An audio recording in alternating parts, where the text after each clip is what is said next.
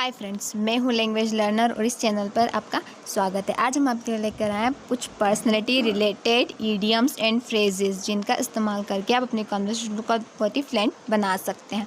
जैसे पहला ईडियम है ब्राइट स्पार्क। ब्राइट स्पार्क का मतलब होता है इंटेलिजेंट। एक पर्सन जो बहुत ही इंटेलिजेंट होता है, बुद्धिमान होता है, उस इंसान को ब्राइट स्पार्क कहते हैं। She is a bright spark girl to solve this problem, be a breeze for her. She is a bright spark girl to solve this problem, be a breeze for her. यानी कि वह एक बुद्धिमान लड़की है, उसके लिए इस समस्या को हल करना आसान है। यानी कि कोई फ्रेंड है और आपको कोई उसका प्रॉब्लम है तो आप कह सकते हो कि इतनी बड़ी बात नहीं है, वो एक इंटेलिजेंट लड़की है, उसके लिए प्रॉब्लम सुलझाना आसान है, बहुत ही ज़्यादा आसान है। तो उसको डिस्क्राइब करने के लिए आप ये फॉर्मूला, ये ईडियम यूज़ कर सकते हैं। ठीक है, ब्राइट स्पार्क जो इंटेलिजेंट को डिस्क्राइब करता है, किसी भी इंटेलिजेंट इंसान को डिस्क्राइब कर सकते हैं। अगला आते हैं B a bridge. B a bridge जो होता है, अभी हमें पिछले एग्जाम्पल में देखा था, इसका मतलब होता है एक्सट्रीमली इजी। यानी कि जो चीज़ बहुत ही ज़्यादा आसान होती है उसके लिए बी अ ब्रीज एक इडियम का इस्तेमाल किया जाता है। ओबीडियंट। ओबीडियंट का मतलब होता है आज्ञाकारी, मीन्स लॉयल, फेथफुल। एक ऐसा इंसान जो बहुत ही लॉयल होता है, ओबीडियंट होता है, आज्ञाकारी होता है, उसके लिए आप इसका यूज़ कर सकते हैं, किसी बच्चे के लिए नहीं। जैसे Lord Ram was an obedient son of King Dashrath. Lord Ram was an obedient son of King Dashrath, यानी कि भगवान राम राजा दशरथ के आज्ञाकारी पुत्र थे, है ना, क्योंकि वो अपने पिता की हर बात मानते थे। यानी कि ओबीडियंट का यूज़ आप अपने फ्रेंड्स या कोलीग के लिए इस तब कर सकते हैं जब वो, जैसे कि आपको कोई कोलीग है जो आपके बॉस की हर बात मानता है, उसे जो भी काम दिया जाता है वो पूरा कर देता है। हाँ बॉस, कर दूंगा। दे दी, आज दिया ये फाइल निपटानी, हाँ कर दूंगा, ऐसा होता है। Study animal. अगला हमारा इडियम है स्टडी एनिमल, जिसका मतलब होता है पर्सन हु लव्स स्टडी। एक ऐसा इंसान जिसको पढ़ना बहुत पसंद होता है। यहाँ पे पढ़ने से मतलब स्कूली किताबें वगैरह है, कॉम्पिटिटिव एग्जाम से रिलेटेड पढ़ाई करना हो या अदर रिसर्च रिलेटेड पढ़ाई करना हो, तब To solve this calculation problem, be a breeze for her. She is a study animal. यानी कि कोई भी कैलकुलस प्रॉब्लम जो होती है, कैलकुलस प्रॉब्लम से मतलब होता है कोई भी जो कैलकुलेशन करने से रिलेटेड प्रॉब्लम होती है मैथ्स की, उस प्रॉब्लम की बात हो रही है। जैसे इस कैलकुलस समस्या को हल करना उसके लिए बाएं हाथ का खेल है, वह बहुत पढ़ाकू है। यानी कोई बहुत पढ़ने वाली है और आप कह रहे हो सवाल कैसे होगा, तो वो कर लेगी, आप ऐसा कह रहे हो आपके दूसरे फ्रेंड को कि वो कर लेगी, उसके लिए बहुत आसान है, बाएं हाथ का खेल है। यहाँ पे बी अ ब्रीज फॉर हर लिया है, लेकिन इसकी जगह पर एक और इडियम यूज़ कर सकते हैं, अ केक ऑफ पीस। उसका मतलब भी होता है किसी चीज़ का बहुत आसान होना। ठीक है, आप, आई होप आपको ये क्लियर रहा होगा। अगला हम आते हैं होम बर्ड। होम बर्ड का मतलब होता है एक ऐसा व्यक्ति जिसको घर पे रहना पसंद हो, who loves is to stay home. एक इंसान जिसको घर पर ही रहना पसंद होता है, ज़्यादा बाहर नहीं जाता, वैकेशंस में भी नहीं जाता है। ठीक है, अगला हम इसका एग्जांपल लेते हैं। I am not fed up with lockdown, I am a home bird. I am not fed up with lockdown, I am a home bird.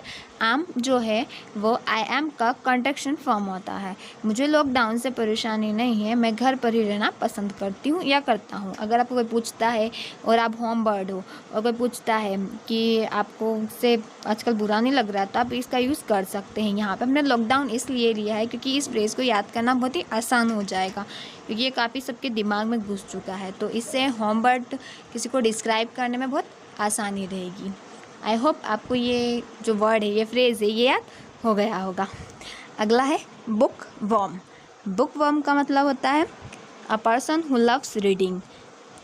एक ऐसा बंदा, एक ऐसा व्यक्ति जिसको किताबें पढ़ना बहुत पसंद होता है, किताबी कीड़ा, हु लव्स टू रीड, जिसको किताबें पढ़ना बहुत पसंद होता है। मतलब जैसे साईफाई हो गई, कॉमिक्स हो गए, फिक्शंस, नॉन फिक्शंस, नॉवेल की जो बुक किताबें पढ़ता है, वो हॉबी होती है, उस इंसान को हम बुकवर्म कह सकते हैं। It's found that many introverts people are bookworm.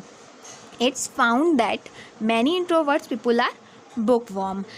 It's जो है वो इसका कॉन्ट्रैक्शन फॉर्म है इट इज़ का। ये पाया गया है कि कई अंतर्मुखी लोग किताबी कीड़े होते हैं, यानी उन्हें किताबें पढ़ने का बहुत शौक़ होता है। ऐसा कहा जाता है। उन्हें अदर चीज़ें करने का भी शौक़ होता है, जैसे पेंटिंग वगैरह, ड्राइंग से ये भी उन्हें शौक़ होता है। यूजुअली जो है एक वो है कॉन्ट्रैक्शन फॉर्म है, ठीक है, इट इज़ का। अगला लेते हैं हम, Priyali is a book worm, she will not attend the party. ठीक है, Priyali is a book worm, she will not attend the party. Priyali एक किताबी कीड़ा है, वो पार्टी में नहीं आएगी। यानी आपकी कोई फ्रेंड बोलती है, वो पार्टी रखती है वो वेकेशन के दौरान, किसी दिन के दौरान, और वह सोचती कि प्रियाली आएगी, लेकिन आप उसे कह रहे हो कि प्रियाली नहीं आएगी, वो एक किताबी कीड़ा है, उसे किताबी पढ़ना पसंद है, उसे पार्टी शार्टी पसंद नहीं है। तो आप ये डिस्क्राइब करने के लिए यूज़ कर सकते हैं। अगला है हमारा अर्ली बर्ड। अर्ली बर्ड का मतलब होता है a person who wax up early morning. एक ऐसा इंसान जिसको सुबह जल्दी उठने की आदत होती है, सुबह सुबह जल्दी उठ जाता है ना, dawn, at a dawn time जिसको उठने की आदत होती है, उसको अर्ली बर्ड कहा जाता है। ठीक है, be an early bird is the best for health. Be an early bird is the best for health, यानी कि अर्ली बर्ड होना, सुबह जल्दी उठने वाला होना सेहत के लिए अति उत्तम होता है, बहुत अच्छा होता है, क्योंकि एक अच्छी आदत होती है, इससे काम भी जल्दी जल्दी हो जाते हैं। प्लस सुबह की जो एयर होती है वो काफ़ी फ्रेश होती है, ठीक है, तो उसका भी हमारी जो हेल्थ पर अच्छा असर पड़ता है। तो आप इसका यूज़ किसी इंसान को डिस्क्राइब करने के लिए भी कर सकते हैं कि वो जो अर्ली बर्ड हो। ट्रस्टवर्थी। ट्रस्टवर्थी का मतलब होता है a person who's always to be honest. एक ऐसा इंसान जो हमेशा ऑनेस्ट रहता है, ठीक है, जिसे कभी भी। Ronita is a trustworthy girl, she will never spill the beans. Ronita is a trustworthy girl, she will never spill the beans. Ronita बहुत ईमानदार लड़की है, वह कभी राज नहीं बताएगी या कभी आपका भेद नहीं खोलेगी। यानी कि उसे हम अपनी इस सीक्रेट पॉलिसी जो है ऑफिस की, या कोई टेंडर वगैरह होते हैं, या कोई भी बात अपने कलीग को शेयर कर रहे हो कि हम इस बारे में उससे बात कर सकते हैं, ठीक है, वो किसी को नहीं बताएगी, वो एक ट्रस्टवर्थी गर्ल है। या ऐसे भी किसी की पर्सनली डिस्क्राइब करें जो बहुत सच्चा ईमानदार हो, तो उसको हम ट्रस्टवर्थी बोल सकते हैं। ये बहुत ही मतलब कि फ्लुएंट साउंड करता है, इसका यूज़ कर सकते हैं। अगला है responsible.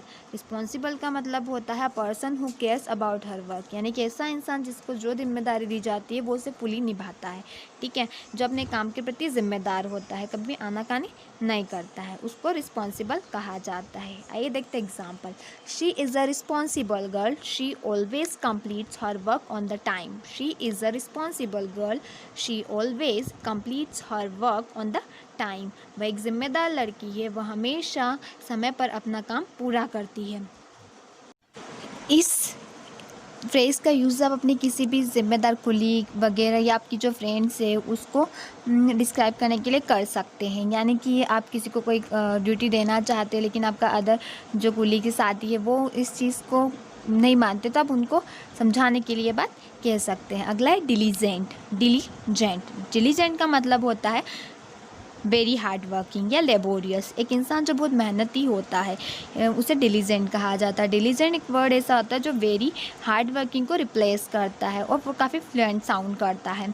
A diligent person never give up. A diligent person never give up. Never give up एक ईडियम है जिसका मतलब कभी हार नहीं मानना, यानी कि एक मेहनती व्यक्ति कभी हार नहीं मानता है। एक मेहनती व्यक्ति कभी हार नहीं मानता है, क्योंकि एक मेहनती व्यक्ति जो होता है हमेशा मेहनत करता है, प्रॉब्लम्स आने पर भी कभी भागता नहीं है, हारता नहीं है। नेवर गिव अप का मतलब होता है कभी हार नहीं मानना।